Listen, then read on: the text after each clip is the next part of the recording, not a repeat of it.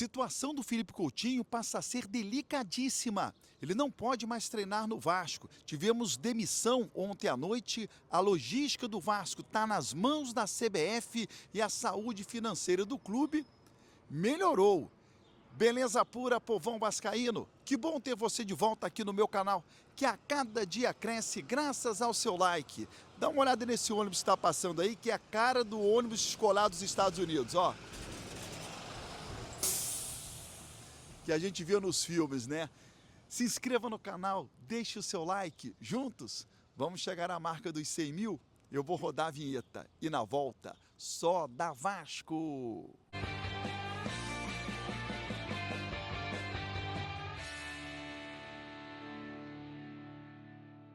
Vinheta rodada, o tempo que você teve de se inscrever no canal. O meu muito obrigado. Estou aqui nos Estados Unidos acompanhando a Copa do Mundo de Clubes. O Flamengo está em Miami.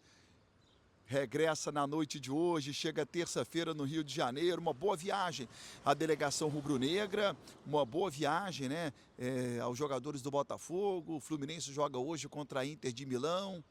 Não vou desejar uma boa viagem, senão vão dizer que eu estou secando o Fluminense. Vamos aguardar o resultado desse jogo aí. Bom, tivemos ontem à noite uma demissão aqui nos Estados Unidos, impacta no Vasco. O técnico do Botafogo foi demitido, o Renato Paiva. E o próximo jogo do Vasco no Campeonato Brasileiro talvez seja diante do Botafogo. E esse talvez incomoda. Por quê? O CBF precisa definir hoje se o Botafogo vai ou não jogar no dia 12 diante do Vasco. Bom, o Vasco vai no dia 11 para Brasília, joga no dia 12 e de lá viaja para Quito, ou o Vasco permanece no Rio de Janeiro e faz uma outra logística, podendo até chegar em Quito de maneira antecipada para poder se adaptar à altitude. O Vasco vai poder definir a logística dele, mas precisa de uma definição hoje por parte da CBF. É bom lembrar que ingressos para o dia 12 em Brasília já foram vendidos e a empresa terá que devolver. Então tudo isso precisa de tempo hábil, até para o torcedor que mora ali na região se programar, se vai para o jogo ou não, se vai viajar para a partida ou não. Beleza?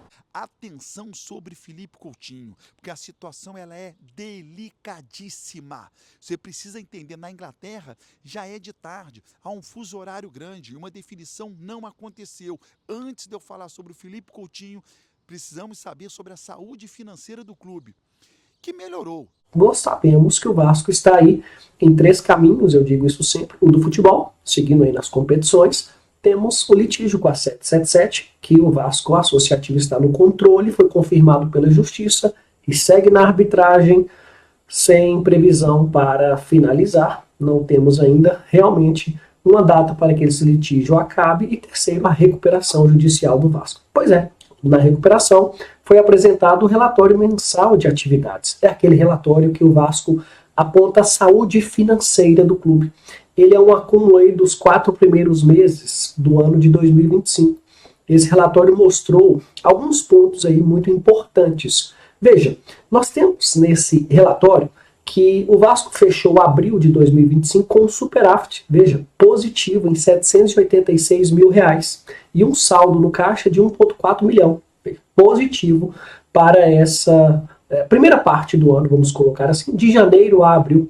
Também teve uma queda de liquidez, uma perda de 30 milhões em caixa nos últimos meses. A dívida total em 566 milhões e uma causa de crise aí apontada diretamente pela má gestão da 777, pois não cumpriu, né, os aportes prometidos e a dívida cresceu desde a participação da 777. Mesmo fazendo aporte, a dívida do Vasco cresceu com a 777. O que nós temos aqui de relevante e importante vocês entenderem? Que com a recuperação judicial, os processos, as ações judiciais que o Vasco é devedor, elas foram suspensas e permanecem suspensas. O que isso quer dizer? Que bloqueios, penhoras, indisponibilidades, o que atrapalha a gestão do clube, não está atrapalhando momentaneamente, porque há um processo de recuperação judicial. No processo de RJ, foi apresentado o plano de pagamento pelo Vasco e os credores que ali já foram apresentados ou se apresentaram, eles votarão esse plano favorável ou pedirão ajustes, enfim, uma negociação com os credores. Nós temos até o final de julho de 2025 um prazo para finalizar, vamos dizer assim, essa lista de credores com os valores, deixar ela pronta, toda adequada, vamos colocar assim, para que a recuperação judicial tenha uma clareza de quem são os credores, para que eles possam votar no plano de recuperação judicial que foi apresentado. As ações de cobrança, essas demandas estão suspensas por conta da decisão do juiz da recuperação judicial. Bem, até lá, até a Assembleia que vai acontecer, ainda será designada e votará o plano de recuperação judicial, nós temos que superar esse momento da lista de credores definitiva. Trabalhistas, garantia real, quirografários, microempresa e empresa de pequeno porte, para ficar muito claro no momento dessa Assembleia quem terá o poder de voto. Professor, mas e o litígio com a 777? Ele está suspenso também? Não, ele permanecerá em andamento na Fundação Getúlio Vargas e vem aí uma dúvida, né, de qual será o desfecho, ao que parece, seguindo a linha da justiça. Provavelmente a 777 ali será penalizada, mas não sabemos até que ponto, qual será a linha de decisão, os termos de uma decisão que punirá ou não a 777 e beneficiará o Vasco. Claro, sempre pensando em algo que seja benéfico para a SAF. Ele continuará e o futebol permanece ativo normalmente. E é isso que estamos monitorando. Sobre Felipe Coutinho, torcedor, o contrato do que Coutinho acabou nesta segunda-feira, está acabando nesta segunda-feira. Ele não pode treinar no Vasco a partir de amanhã. É uma irresponsabilidade do Vasco, do Felipe Coutinho e do Aston Villa. Isso não existe. Jogador que tem contrato com o clube, treinar no outro. Imagine se acontece algum acidente de trabalho. Quem é que paga? Então, não pode, isso não pode acontecer. Tanto é que quando o Coutinho chegou ao Brasil, antes de assinar com o Vasco, ele não treinava em São Januário. Deixa eu estar um pouquinho de sol aqui.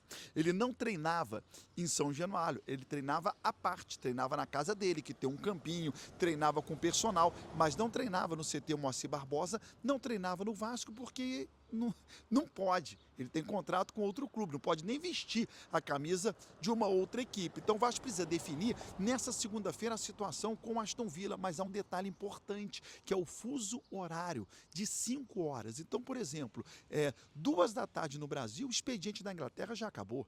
Meio-dia no Brasil, o expediente da Inglaterra já acabou. Então você precisa ter uma definição muito rápida e muito ágil para que o Coutinho possa continuar treinando no Vasco, que joga no dia 5 uma partida amistosa. Esse período de parada para o Mundial, tempo que o Fernando Diniz tem para trabalhar a partida amistosa até o próximo jogo do Vasco, no dia 12 contra o Botafogo ou no dia 15 em Quito, é um período importante.